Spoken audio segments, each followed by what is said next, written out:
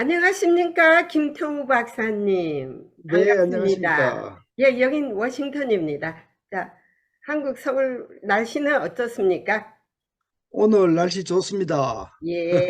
자, 그동안 비가 오늘은요, 왔는데, 우리 그 한국 군사문제연구원 핵안보연구실장이신 김태우 박사님을 모시고 최근에 여러 가지 핵 관련 한미 관계 문제 확장 억제 등 그리고 70주년 정전협정에 관한 모든 일괄적인 문제에 대해서 한번 여쭤보겠습니다. 우리 김태우 박사님은 네, 이 분야에 대해서 최고 권위자이시고 또 오랫동안 많은 군사 문제를 연구하신 분이기 때문에 또 미국에서도 공부를 하셨고 여러 가지 아주 날리지가 많으신 분입니다. 그래서 여러분 아마 시청하시면 많은 도움이 될 것입니다. 미국에서도 아마 이 문제를 가지고 지금 여러 가지 열을 올리고 있는데요. 자, 네, 그러면요.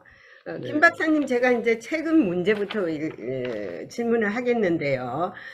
이번 네, 70주년 한국정 정전협정 주년을 맞이하여서 한국과 북한이 지금 투 디프런한 지금 모임을 갖고 네, 있는데 네, 평양에서는 지금 중국 그 대표단과 러시아 국방장관까지 가서 지금 김정은이를 만나고 있습니다. 자, 문제는요.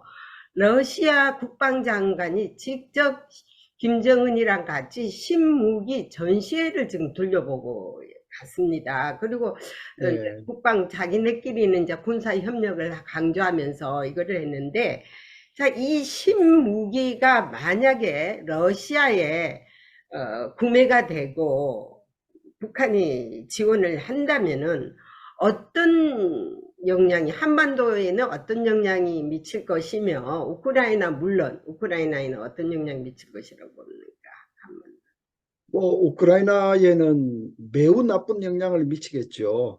예, 지금 그 러시아 국방장관이 우크라이나 전쟁 때문에 사실 한반도에 올 정신적 여가가 없어요. 그렇죠. 근데도 불구하고 온 것은 두 가지 의미 아니겠습니까? 음, 하나는 글로벌 차원에서 신냉전 대결 구도, 거기에서 북한 및 중국하고의 결속, 소위 이제 우리 한국에서 이걸 우리가 북방 삼각동맹 이렇게 부르는데 음, 그 음, 동맹의 결속을 기할 것이고, 또 한 가지는 북한으로부터 무기 지원이든 무언가 전쟁에 도움이 되는 지원을 받고자 했을 것 아닙니까? 그렇죠. 그런 차원에서 우리는 굉장히 중요하게 보고 있고, 한반도에도 뭐 당장 어떤 문제라기보다는 대결 구도가 심화되기 때문에 어, 북한을 더 담대하게 만들고 또 북한의 도발 가능성을 더 높이는 이런 나쁜 영향을 미친다. 그렇게 볼 수밖에 없습니다. 그래서 백악관의 NSC 잔 칼비 전략소통조정관이 어저께 제가 질문에서요, 브리핑에서 그런 말을 네, 하더라고요. 이게 nothing surprise, 놀라운 일이 아니라는 거예요. 이미 네, 북한으로부터 탄약 등 여러 가지 바그너 그룹을 통해서 용병을 통해서 지원을 했지 않습니까, 북한이? 그리고 이제 그렇습니다. 문제는 푸틴이 지금 전략적으로 비축용이 다 떨어졌어요. 그래서 여기저기 이란이든 북한이든 손을 벌리고 있단 말이에요. 여러 가지. 그러면은 네, 북한도 신무기가 엄청나게 있지 않습니까? 이런 네, 무기들을 만약에 이 무기들이 이제 러시아 손에 들어가지 않습니까? ICBM이라든지 그런 게 들어가면은 한국도 우크라이나에 대해서 살상 무기를 지원할 수 있는 그게 생기지 않습니까? 그 문제는 생각보다는 민감한 문제가 됩니다. 예. 도덕적으로 얘기해서 푸틴 대통령의 우크라이나 전쟁이 잘못됐다는 것은 모두가 다 인정을 하고 있죠. 그렇죠. 그리고 우리가 심정적으로 도덕적으로 우크라이나를 도와야 된다는 생각도 당연한 것입니다. 그런데 우리가 우크라이나를 도울 때는 지금까지 살상 무기를 피하고 네. 비살상 무기를 이제 도와준 것인데 네. 문제는 안보 현실입니다. 네. 우크라이나는 대한민국의 죽고 사는 문제에 직접 큰 영향을 미치는 나라가 아니지만 러시아는 우리에게 주적이라고 할 수 있는 북한, 그리고 그렇죠. 미래의 주적으로 다가오고 있는 중국, 그 배후에 있는 나라이기 때문에 대한민국 운명에는 결정적인 영향을 줄 수 있는 나라입니다. 그렇죠. 이 안보 현실을 감안한다면 북한이 러시아에 살상 무기를 준다고 해서 한국도 우크라이나에 살상 무기를 주어야 하느냐? 이것은 전략적으로 따져서는 그렇게 쉬운 문제가 아닐 것이다. 그렇게 봅니다. 야, 아주 잘 짚었습니다. 그러면은 만약에 이런 관계가 신무기들, 살상무기들을 북한으로부터 구매를 한다고 또 돈을 지불한다고 한다면은 이게 그러면 유엔 제재에는 이게 위반이 안 됩니까? 그죠? 유, 당연히 유엔 제재 위반이 되죠. 그렇죠. 그 지금까지 북한에게 가해진 유엔 제재가 11가지입니다. 예, 11가지. 예, 그런데 그 11가지가 깡그리 다 사실은 무산됐다고 저희들은 봅니다. 네, 왜냐하면 유엔 안보리 상임이사국 자리를 가지고 있는 중국과 러시아가 2017년 이후에는 아예 북한에 대한 어떠한 제재에도 동의하지 않습니다. 어, 그 두 상임 이사국이 비토권을 발휘하는 가운데 북한에 대한 유엔 제재는 사실 있으나마나한 상황이다. 맞습니다. 이렇게 보기 때문에 일부 전문가들은 저도 그렇습니다만은 이제 유엔 체제 자체를 바꿔야 한다. 이제 뭐 북방 세력과 남방 세력이 대결하는 이 구도에서 그 전체가 들어와 있는 유엔에서 북방의 강대국들이 계속 비토권을 발휘한다면 유엔이 무슨 의미가 있느냐. 차라리 그렇다면 그 나라들을 배제한 새로운 국제 체제가 등장해야 된다. 사실 이런 예, 말까지 나오고 있죠. 예, 그러니까 유엔 제재 얘기는 사실 이제는 수면에서 사라졌다 이렇게 볼 수 있고, 예. 그러나 미국이나 서방이나 이 각국들이 강대국들이 이 북한에 대해서 제재하는 것은 여전히 의미가 있습니다. 맞습니다. 자, 그러면은 북한이 지금 미사일을 이틀 만에 한 번씩 쏘고 있지 않습니까? 지금 80 몇 번 네. 쐈지 않습니까? 그런데 그 쏠 금년에만 때마다 예, 40발 쏘았습니다. 예, 아니 쭉 예, 예. 재작년부터 하면은 그러면 국무성도 그리 유엔 안보리 결의 위반이다. 백악관도 유엔 안보리 위반 앵무새처럼 원론적인 이야기만 하거든요. 그러면 이제는 유엔 안보리의 아까 전에 우리 교수님이 말씀하듯이 유명무실한 유엔 안보리예요. 역할도 하지 못하고. 그러면 제일 좋은 거는 유엔 안보리 계획이라는 거 아닙니까? 그죠? 그래서 네. 이제 우리 한국이 내년부터 비상임 이사국으로 들어가게 되면 조금 네. 달라질 거라 하는데 상임 이사국 멤버들을 바꿔야 된다는 거예요. 네. 대한민국이 비상임 이사국 되는 것 가지고 게임 네. 체인지가 되지 예, 않습니다. 예. 그래서 중국을 퇴출하든지 러시아를 퇴출하든지 아니면 비상임 이사국을 더 늘려가지고 더 많은 동맹국들을 집어여서 또 이게 네. 바란스를 맞춰서 더 그냥 비토권을 하더라도 이게 통과될 수 있는 그런 계획을 일으켜야 된다는 것이 주변 사람들의 일이고 전문가들이 지금 이 얘기입니다. 자, 그거는 네. 그렇고, 자, 이제 확장 억제에 대해서 이제 네. NCG 핵협의체가 워싱턴 선언 안에서 다 선언이 됐지 않습니까? 그리고 네. 네. 내달에는 여기 이제 한미일 정상들이 또 워싱턴에서 그것도 캠프 데이비드에서 프라이빗 별장에서 열릴 것인데 미국이 지금 확장 억제를 주장하고 있는 것이 한국 국민들이 자체 핵무장 하자는 데 대해서 누구르뜨리기 위해서 확장 억제를 하는 것 같습니까? 아니면은 이것도 중요하지만은 한국의 핵무장 자체도 중요하다고 생각하십니까? 왜냐하면 일간의 여기 기자들이 이런 말을 해요, 저한테. 제가 미국 기자들이 이런 말을 해요. 자, 북한이 핵을 쏜다. 그러면 핵이 언제 쏠지도 모르는데 핵이 이미 핵으로 타깃을 한국은 받고 났는데 확장 핵제로 늦게 핵 잠수함이 온다든지 타이밍이 틀려가지고 온다면 이거 투 레이트 아니냐. 그래서 네. 자기네들도 한국이 핵을 가지는 것을 어그리하는 사람들도 있다는 거예요. 이거에 대해서 어떻게 네. 네. 지금 그 워싱턴 선언부터 말씀을 드려야 되는데, 크게 보면요, 내용적으로 보면 워싱턴 선언에는 세 부분으로 구성되어 있습니다. 그 중에 한 부분은 한미 동맹을 업그레이드 시키고 지금까지 재래전쟁을 억제하는 용도로 주로 기능해 왔던 동맹을 핵공조를 위한 동맹으로 변질시키고 업그레이드 시키는 거, 이 네. 부분은 부인할 수가 없습니다. 네. 동맹의 발전이다 이렇게 볼 수 있습니다. 근데 어허. 이제 방금 말씀하신 그 부분은 세 번째 부분인데, 두 네. 번째 부분은 이제 확장 억제 확대 강화 부분인데, 지금 세 번째 부분을 우리 제인박 선생님께서 먼저 말씀하셨어요. 세 번째 부분은 뭐냐면 네. 미국이 한국의 누클리어 앰비션을 자제시키기 위한 내용들을 포함을 시켰어요. 아하. 그래서 그것을 저는 그것을 미국판 삼불 약속이라고 부릅니다. 그 네. 워싱턴 선언안에 보면 대한민국이 NPT의 의무사항을 재확인한다 말이 들어있고, 음흠. 또 한미 원자력 협정의 의무를 재확인한다, 이제 이 말이 들어있는데, 그러니까 첫 번째 얘기는 한국의 핵무장 계획을 가지고 실행하지 않겠다는 약속을 미국한테 해준 것이고, 두 예. 번째는 한국이 농축을 통해서 핵 추진 잠수함을 건조하려고 하지 않겠다는 얘기를 한국이 해준 것이고, 어허. 그리고 여기에 더해서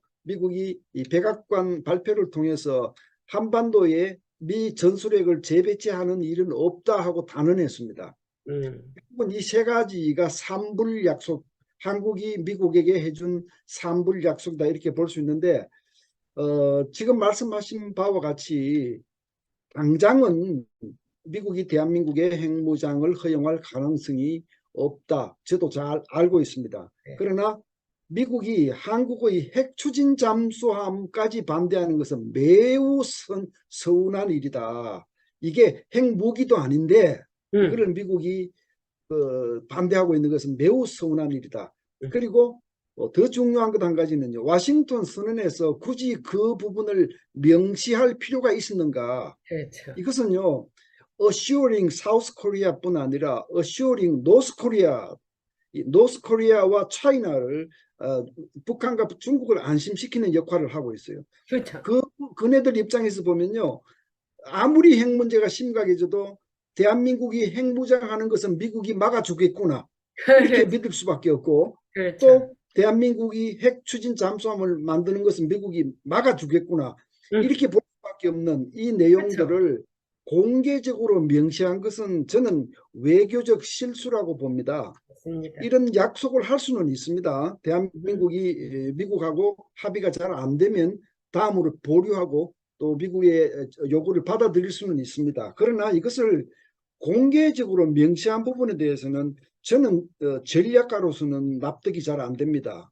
이런 가능성을 오히려 열어둠으로써 북한과 중국에 대해서 전략적 지렛대가 될 수 있는 것인데, 미국이 이것을 공개할 만큼 그만큼 강력하게 대한민국의 핵무장이나 핵 추진 잠수함 건조에 반대를 했구나 하는 것을 한눈에 알 수 있는 대목이었습니다. 맞습니다. 저기 왜 그렇게 그걸 꼭 못을 박아야 했는지. 사실 네, 중국과 러시아는 북한이 저렇게 핵 실험을 하고 뭐 지금 핵무기가 몇 개 한 60개 있다는 소리도 있는데 해도 눈 감아주고 있지 않습니까? 그런데 왜 미국은 이다지 한국에 이렇게 핵을 개발을 못하도록 하는 것은 어떤 이유라고 봅니까? 네, 주한미군까지도 철수하겠다고 그러고 예, 그거 개발하고. 기본적으로는 미국의 동맹 보호에 대한 약속이 과거와는 많이 달라져 있죠. 네. 지금은 미군이 해외에 나가서 희생되고 인명 손실을 입는 거 이런 것들이, 과거에 6.25 전쟁 때 미군이 와서 3만 4천 명이나 전사했는데 음. 그런 정치적 부담을 지금 미국이 지기는 참 어려운 시대가 되었죠. 그런 그렇죠. 문제도 있고, 또 한 가지는 여전히 이 NPT, 그러니까 이 핵 확산 방지 조약의 관리하는 관리국 입장에서 미국은 지난 반시기 동안 지속되어 온 반확산 정책을 아직 바꾸지 않고 있는 겁니다. 그 네. 반확산 정책이라 하면 뭐 한국, 일본, 대만 이런 그 아시아 동맹국들을 핵 우산을 제공해서 보호를 해주지만 그 대신 직접 핵무기를 가져서는 안 된다라고 하는 소위 핵 그렇죠. 확산 방지 체제를 유지하는 관리국으로서의 의무를 다하고 있다 이렇게 이제 볼 수 있는데, 그러나 제가 다시 말씀드리거니와 이 대한민국이 미국의 반대를 무릅쓰고 핵무장을 강행하는 것은 저는 절대로 찬성하지 않습니다. 네. 지금 대한민국에게 한미 동맹이라고 하는 것은 너무나 소중한 존재이기 때문에 그렇죠. 동맹을 훼손하면서 핵무장하자는 주장은 저는 하지 않고 있습니다. 그러나 중요한 것은요, 중요한 그 두 가지를 제가 말씀드리면, 핵추진 잠수함 한국의 농축 제철이 권리를 제약하고 있는 미국의 반확산 정책은 즉시 바뀌어야 합니다. 그거는 이미 때가 많이 지났고요. 일본에게는 1986년부터 포괄적 동의라는 방식을 통해서 농축 제철을 하도록 허락을 했습니다. 이게 지금 40년이 지나가는 지금도 대한민국에게 일본에게 40년 전에 주었던 권리를 주지 않는다는 것은 시대착오적인 것이고요. 아니, 그거 왜 그럽니까? 왜 차별을 합니까? 일본과 한국을. 예, 그런 이제 한국과 일본의 그 지위가 다르죠. 원자력에 있어서는. 네. 그다음에 핵무장 부분도요. 지금 미국은 아직도 그 과거의 반확산 정책을 유지하고 있지만 음흠. 북핵 문제가 더 악화되고 중국이나 러시아가 아시아에서 핵 위협을 더 가해오는 시대가 오면요. 미국이 이 정책을 유지할 수가 없습니다. 맞습니다. 그때가 되면 한국, 일본, 대만 이런 아시아 동맹국들의 핵 무장을 허용하고 핵 동맹을 통해서 이 북쪽으로부터 위협에 대처해야 되는 시대가 지금은 아니지만 제 눈에는 가물가물 보이기 시작하고 있습니다. 맞습니다. 저도 거기에 동의하는데요. 그런데 이제 결국은 미국은 확장 억제로서 우리가 다 핵을 막아주는데 왜 너희들이 자꾸 자체 내서 핵무장 하려고 그러느냐, 이게 지금 큰 딜레마에 있는 거거든요. 그래서 지난번 김태우 1차장 안보실장 1차장이 그런 말을 해가지고 지금 미국 백악관이 노발대발 했지 않습니까? 핵을 공유한다는 사실.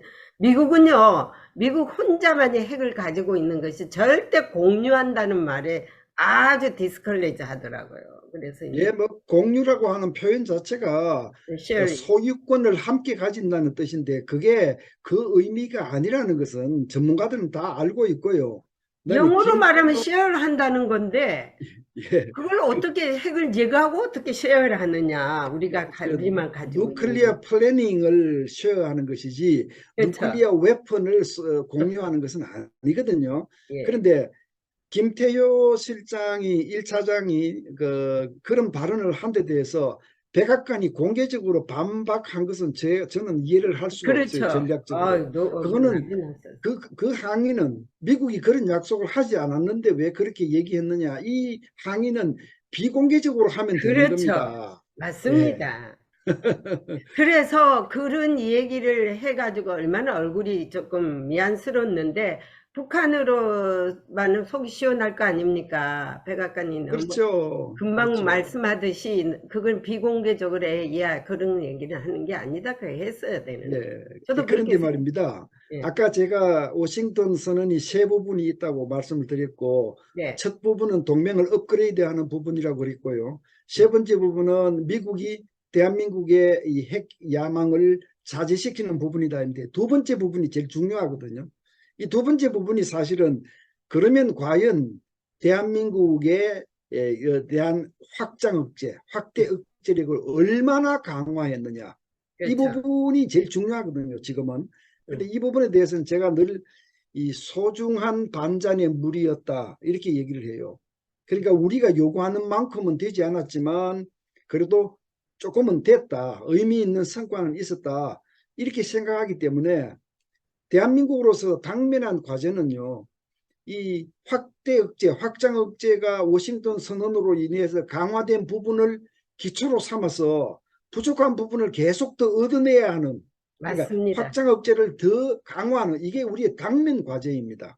그래서 이러한 차원에서 음, 서울에서 이제 7월 18일 날 열린 핵 협의 그룹이라는 거, 뉴클리어 NCG. 컨설터티브 예. 그룹이라는 거, 우리가 큰 기대를 가졌었죠. 예. 앞으로도 큰 기대를 가지고 지켜봐야 합니다. 거기서 이제 말씀드리고 싶은 것은 그 한미 양국이 일체형이라는 말을 했거든요. 일체형. 네, 그러면 우리 고유의 한미의 고유의 핵협의체다. 그리고 이거는 일체형이다. 근데 여기에 일본이 끼어들 수 있습니까? 저는 여기에 일본이 끼어들면 안 된다고 봅니다. 네, 지금으로서는 뭐 일본을 끼워서 그 대상국을 확대할 기미는 전혀 보이지 않고 오케이. 있고요. 그보다는 한미 양국 간에서 앞으로 더 설정해 나가야 될 일이 굉장히 많습니다. 네. 제가 예를 한 가지만 들면요. 서울에서 열린 제 첫 번째 그 핵협의 그룹에서 다시 한 번 더 북한이 도발하면 적극적이고 결정적이고 압도적인 대응을 하겠다. 또 북한이 핵을 사용하면 북한 정권의 종말이다. 그렇죠. 뭐 이런 얘기들을 다시 한 번 했는데 음흠. 이 얘기는 정상회담에서 이미 나온 얘기고 그렇죠. 워싱턴 선언에서 이미 나온 얘기고 그 전에 양국 국방장관 회담에서도 나왔고 또 작년 10월에 미국이 발표한 전략서 핵태세 검토서라든지 미사일 태세 검토서라든지 이런 전략서에서 다 나온 얘기입니다. 그래서 저는 새로 출범한 핵협의 그룹이 기존의 정상급에서 했던 일들을 중복적으로 하는 데는 찬성하지 않습니다. 그렇죠. 예, 그 실무적인 일은 말이죠. 한미 간에 기존에 존재하고 있는 채널들이 많습니다. 확장 억제 전략 대화체라는 것도 있고 또 그렇죠. 미사일 그거 방어 국방부가 관련된 하는 것도 거예요. 있고요. 예. DSC라는 것도 있고 그래서 국방장관 간의 정례회담도 있고 합참의장 간의 정례회담도 있습니다. SCM, MCM이 다 있습니다. 그렇죠. 그렇죠. 그러니까 이 실무적으로 기존에 합의된 틀 안에서 내실을 기해 나가는 일들은 이런 기존 채널들이 해서 합참의장과 국방장관을 통해서 대통령을 보좌하면 되는 겁니다. 그런데 이런 일들을 다시 감시 감독하는 기구가 중간에 하나 더 생기는 것은 사실상 이것은 존 볼턴이 걱정했던 대로 또 하나의 관료 조직의 추가가 될 수가 있습니다. 저는 그런 것을 원하지 않고요. 이 협의 그룹은 기존에 합의된 틀 안에서 내실을 기하는 문제를 넘어서 합의의 틀을 넓히고 미국이 대한민국한테 더 많이 해줄 수 있는 이 또 핵공조의 영역을 넓혀 나가고 깊이를 더해 나가는 소위 개척적인 일을 해야 돼요. 만약 그런 일을 하지 않는다면 핵협의 그룹이라고 하는 또 하나의 조직을 만들 필요가 있었겠느냐. 저는 그런 생각을 해봅니다. 근데 이제 협의체가 너무 많아요. 그래서 우리도 복잡한데 너무 네, 이미 너무 협의체가 많죠. 예, 너무 많은데 이거를 이제 알고 보면 거기가 다 거기서 거기 똑같은 얘기가 나오고 네, 네, 있는데 이제 확장 억제 이것을 확실하게 보여주기 위해서 지금 핵 잠수함이니 전략 자산들이 대거 지금 한반도에 왔다 갔다 지금 하고 있지 않습니까? 네, 이것을 내년에 이제 미국이 이제 총선거 아닙니까? 그죠? 그 네, 미국 대통령 선거 되기 전에 이 확장 억제를 더 확실하게 먹고둬야 된다는 또 그런 반론들이 있어요. 그래서 네. 이게 대통령이 바뀌면 미국도 대통령이 바뀌면 예를 들어서 아시다시피 또 공화당이 바뀌면 또 김정은이라고 또 뭐 러브레터를 주거나 받고 이렇게 된다면은 이것도 복잡하게 될 거 아닙니까? 없는 것처럼. 그렇죠, 이걸 그렇죠. 확실하게 묶어 놓자. 어떠한 일이 있어도 이거는 변치 않도록 그렇게 이제 상호 방위 조약처럼 이런 네, 이제 그게 이제 하자고. 소위 저희 전문가들이 원하는 구체화와 제도화입니다. 네. 구체화되고 제도화되어서 그 내용이 정상 차원의 합의, 뭐 조약까지는 아니더라도 음, 정상 차원의 합의로 이루어져야 한다. 음. 그 지금 뭐 워싱턴 선언이라고 하는 것은 어떻게 큰 의미에서 보면 외교적 수사 아닙니까? 그렇죠. 예, 거기에 알맹이가 채워지고 실행 계획들이 세워져야 되는데 예를 들어서 제일 다급한 것은요. 북한이 핵 도발을 한다면 어떤 양상으로 어떤 단계로 도발을 할 수 있다. 이것을 굉장히 여러 가지로 시나리오를 전부 다 열거해서 그 그렇죠. 시나리오별로 한미 양국이 핵 공조를 이렇게 하겠다. 음, 미국이 대응을 어떻게 하겠다 하는 것을 못을 탁탁 박아야 돼요. 그렇게 맞습니다. 박아서 이것을 한미 연합작전 계획 있잖아요. 연합작계. 네. 그 일부분으로 통합이 돼야 돼요. 그렇죠. 인테그레이션이 돼야 돼요. 그렇죠. 그리고는 그게 양국 합참의장, 국방장관, 양국 정상 간에 합의가 돼야 돼요. 이렇게 돼야지만 구체화되는 것이고, 이렇게 돼야지만 미국에서 그 이상한 대통령이 등장하거나 그렇죠. 한국에서 이상한 정부가 등장하더라도 맞습니다. 워싱턴 선언이 사문화되지 않고 그, 효력을 발생할 수 있다. 저희들이 바로 주문하고 있는 게 바로 그런 내용입니다. 예, 바로 그거 걱정이고요. 미 상원회에서는 또 이거를 외교안보 국방으로다가 2+2로 격상해서 가자. 이미 2+2 회담이 있지 않습니까? 그 안에서 또 그럼요. 요거를 논의하자. 이렇게 뭐 나오는데 아주 정신이 없어요. 이게 어떻게 돌아가는 건지. 사실은 이게 사실 옛날에 핵, 핵 안보 회의라고 있었어요. 저기 오바마 대통령 때 그게 하다가 없어졌는데 예. 그것처럼 요것도 정상들이 해결해야 더 격을 높입니다. 정상들이 해결해야 되고 그 밑에는 그렇죠. 많은 두뇌들이 받쳐야 그렇죠. 합니다. 전문가들이 제, 받쳐주고, 제가 이걸 보면서 걱정 중에 한 가지가 음, 미국은 핵을 실제로 운용하고 있는 초강대국이고 그렇죠. 숱한 전문가들이 많고 미국의 안보 정책은 미국 워싱턴이나 전역에 있는 연구원들, 박사들, 소위 네, 전문가들 여론에 의해서 결정되지 않습니까? 그렇죠. 그런데 한국은 그 미국에 있는 전문가들을 로비하고 상대하고 그분들이 생각을 바꾸게 하는 어떤 대응적인 조직이 아무것도 작동되는 것이 없고 어, 그냥 공직에 있는 몇 사람이 다 결정하고 갑자기 깜짝 쇼하듯이 국민한테 이렇게 하기로 했다고 이렇게 내 보이는데 어. 정말 약소국인 대한민국이 거대한 미국을 상대하면서 이런 식으로 이 중요한 핵 문제를 소수의 사람들이 관리를 하고 결정을 하고 하는 것이 과연 옳은 일인가? 여기 대해서는 굉장히 큰 고심이 있습니다. 굉장히 한국도 이제 바꿔야 할 것은요. 대통령이 바뀔 때마다 연구원들이 다 바뀌어가지고 또 이게 정책이 바뀌고 그 여러 가지가 다 바뀌는데 미국처럼요. 전문 분야의 정책을 논의하고 연구하는 사람들은 몇십 년이 돼도 그 자리 그대로 있게 한다는 것이 그렇습니다. 그게 폴랍 이제 해주고 이슈를 예, 폴랍 해주고 노하우도 알기 때문에 가장 안전하지 않습니까? 안전성을 유지해 나가면서 예, 그 정책을 바꿔야 되는데 한국은 갑자기 대통령 바꾸면 우르르 다 바뀌어요. 그리고 자기가 좋아하지 않는 사람 쓰자. 지금도 봐봐. 윤석열 정부는 물론 이제 우파 정부라서 좀 안심을 놓는데 조금 저기, 제가 볼 때 바꿔야 할 것들이 많이 있습니다. 전 그게요. 정권에서 쓰던 사람들을 또 갖다 놓고 그 얼굴이 그 얼굴이고 이게 하나 바뀐 게 없어요. 그래서 좀, 그게 이, 미국과 한국의 차이이고요. 어떻게 보면 선진국과 덜 선진국의 차이인데 한국의 정치 풍토라고 하는 것은요. 어떤 세력이 집권을 하게 되면 그 주변에서 선거를 도왔던 참모들, 소위 캠프에서 일했던 사람들이 주 요직을 다 차지하게 됩니다. 그러니까 음, 우리 제임박 선생님이 말씀하신 그런 일이 한국에서는 벌어지지를 않죠. 아무리 유능한 사람들이라도 캠프에 있었던 사람들에 다 밀려서 바깥으로 다 떠돌 수밖에 없는 이제 이런 상황인데 그 미국은 그런 의미에서 그 종사할 수 있는 연구소도 많고 또 일사불란하게 소신 있게 자기의 전문성을 쭉 연구하는 사람들이 많이 존재를 하고 있죠.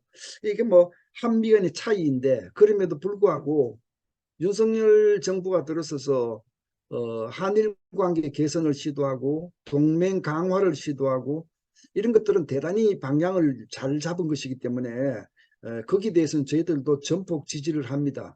다만 그 과정에서 더 잘할 수 있는 것들이 많은데 왜 이러실까 하는 아쉬움들은 곳곳에 저도 묻어나고 보고 있다. 그게 그 점에서 조금 미스가 있는데요. 네. 전문가들의 발굴을 내가 볼 때 기득권 때문에 그런 것 같아요. 기존의 그 관료들이 꽉 잡고 누가 하나도 끼어들지 못하게 아, 그럼요. 그럼요. 예, 그런 것 그럼요. 같은 느낌이 예. 보이니까 그 요소 요로에 진짜 노하우를 아는 전문가들을 빨리 쓰셔야 할 것으로 봅니다. 자, 오늘은요, 여기까지 하고요. 아주 좋은 말씀 잘했는데요. 원 예. 미니트만 프라이빗 예. 킹, 미군, 탈북한 미군 지금 어떻게 될 것 같습니까? 소식 없습니다. 그 예, 미국도 아마 미국 정부는 비공개적으로 협상을 어디에선가 하고 있을 것 같은데 그렇죠. 예. 공개적으로 보도된 것이 없기 때문에 저희들도 궁금하게 생각하고 그렇죠. 있습니다. 유엔사가 이제 토킹을 한다는데, 뭐 다각도로 지금 토킹을 하는데, 이게 제가 볼 때 이제 북한이 이제 선전으로 이용할지, 아마 그걸 가지고 아마 어떻게 요리를 할지 아마 김정은이가 이제 구상 중일 거예요. 그래서 예, 근데 한번 지켜보기가, 저는 큰 비중을 두지 않고 있고요. 예. 미국 정부도 큰 비중을 두지 않았으면 좋겠습니다. 만약 네, 미군 병사가 북한에 의해서 납치를 당한 사건이라면 어마어마한 그렇죠. 사건이지만 음. 그런 사건하고 전혀 다르기 예, 때문에 맞습니다. 비중을 두지 않았으면 좋겠고 제가 맞습니다. 한 말씀만 더 하면요. 네, 어제가 7월 27일 정전협정 70주년이었는데 예. 서울 평택 이런 국회에서 많은 일들이 있었는데요. 지난 정부 문재인 정부 때 외교 안보 통일 쪽을 다 통치했던 그 핵심 세력들이 국회에 모여서 다시 한번 이 확장 억제에 매달려서 전쟁 준비를 하지 말고 평화 협정을 맺으라 하는 말도 목소리를 안 냈습니다. 되는 소리 하고 있네. 제가 참 정말 한마디만 하고 싶습니다.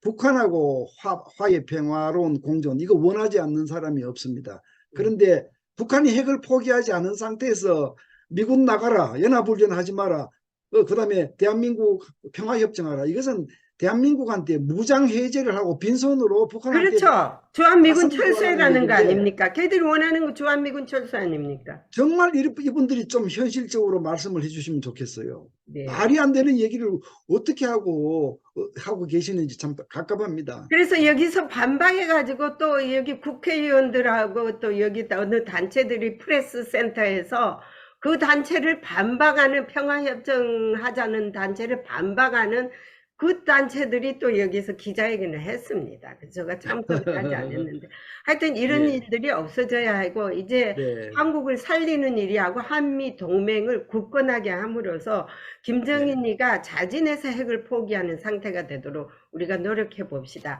네, 오늘 그러겠습니다. 김 박사님 정말 감사하고요. 이 네. 더운 오늘 100도입니다. 여기는 이 아, 100도에 그렇습니까? 예 100도에 그냥 움직이면 이렇게 땀이 짤짤짤 떨어지는 100도인데 건강하게 잘 계시고 네, 다음에 또 초청하겠습니다. 예, 네, 오늘 감사합니다. 네. 안녕히 계십시오.